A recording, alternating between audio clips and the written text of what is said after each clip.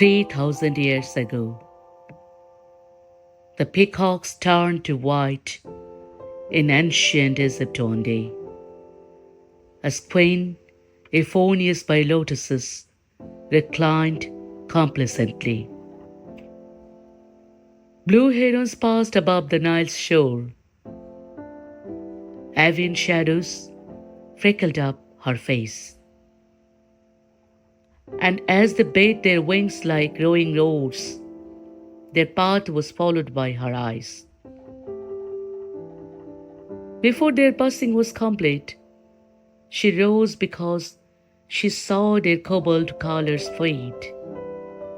The color teal has such a cosmic glow, and started glowing in her hair. Confused, she wondered where their color went and squinted as the distance shrinked them too much in awe to question Ra. Why the heron's color disappeared? She didn't feel the cobalt color drain into her hair, which once was black. As if from outer space the color came, transmitted from the heron's past. Her tresses from her golden headband seemed to come to life and breathe a phantom dye, inhaling teal and turquoise vapor seen into the strands her servants waved. And when the herons shrunk to ashes size, Euphonious into the Nile river looked and saw her tresses stole the color blue.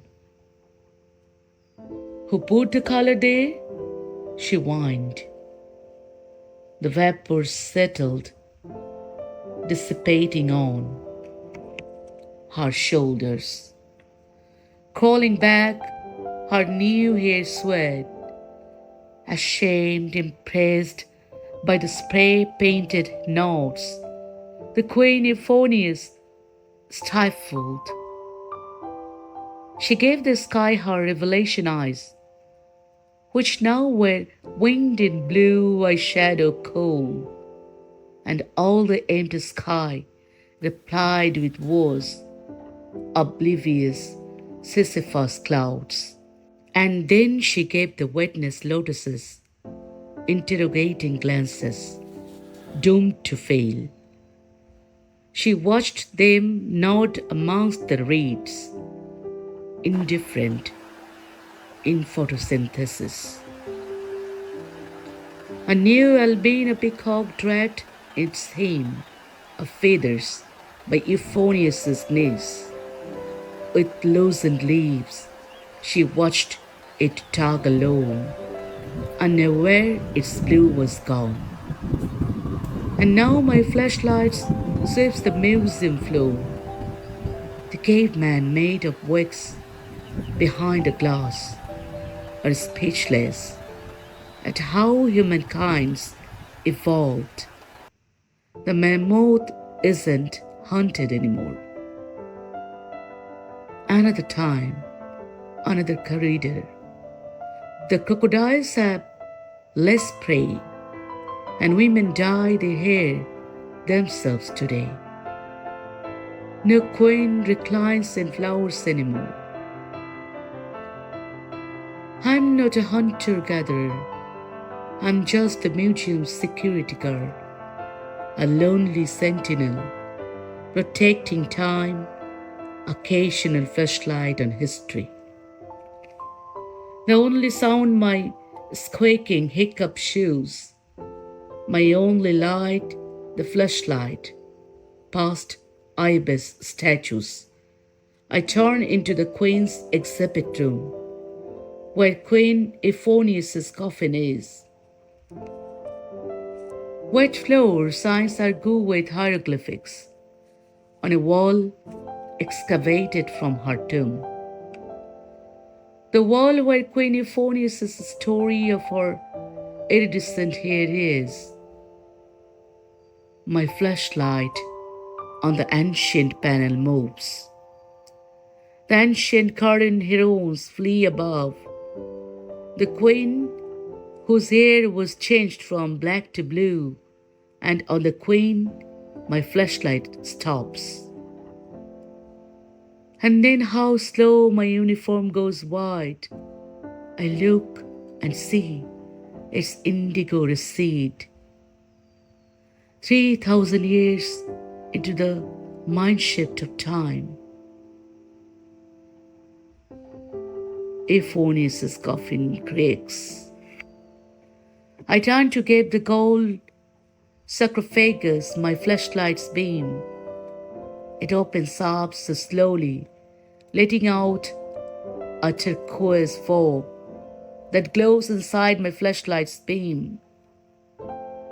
My uniform completely white. I step a little forward through the fog. The coffin lid lets out an earthy yarn, a yarn retained for 3,000 years. Here comes the smell of dusty cinnamon, companioned by a little smoke that Euphonious' palace torches must have always blown. Ventriloquist divinity prevails, and Queen Euphonious comes out as if 3,000 years have never passed. Her blue mascara did not melt, nor did she wrinkle after all this time.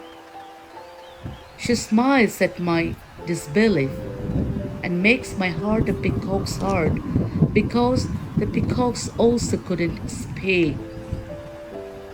She trails around to read the cosmic strip her scribes completed long ago. How satisfaction in her eyes entreats, her sandals tapping on the floor. I ask her who she is, although I know she only answers with the glance that lotuses gave her long ago. It's all I need to understand. I am her final hieroglyph to read. Roseate eyes pursue my face, her pupils barely darting side to side, as if deciphering the modern day. How natural the sadness in her eyes when she says her culture's been replaced. Oh, but I want to tell her that her hair will always be blue. She's backing out, my flashlight watching her recede into the gold sarcophagus, while all the fog returns as well as the color of my uniform returns. The coffin closes. 3 a.m. is near. I turn to see the ancient cosmic strip retrieves a new character.